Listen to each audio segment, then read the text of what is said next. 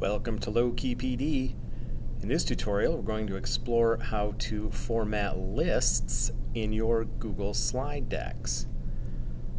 So here I've got a list, point 1, point 2, point 3, point 4, of different things that I'm going to have in my presentation, and I want to make it look like either a bulleted list or a numbered list. Alright, so I'm just going to highlight that information, go to Format, Bullets and Numbering.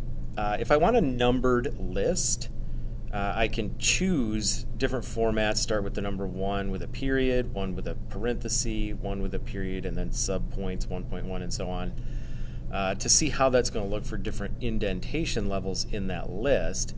Typically, you're going to use a numbered list when the elements in that list you do want to be understood in a specific order. You're outlining a process, something like that, where things have to be done in the right order.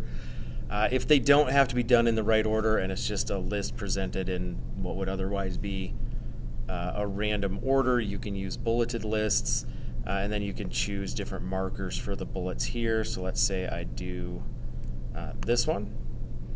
Notice all of my main level points now have the initial main level marker from before, and then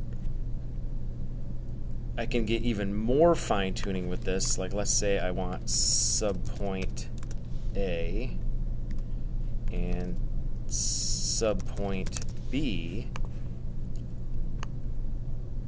I can now highlight these, and if I go back to Format, Bullets and Numbering, I can go over to Align and Indent instead and just increase the indent.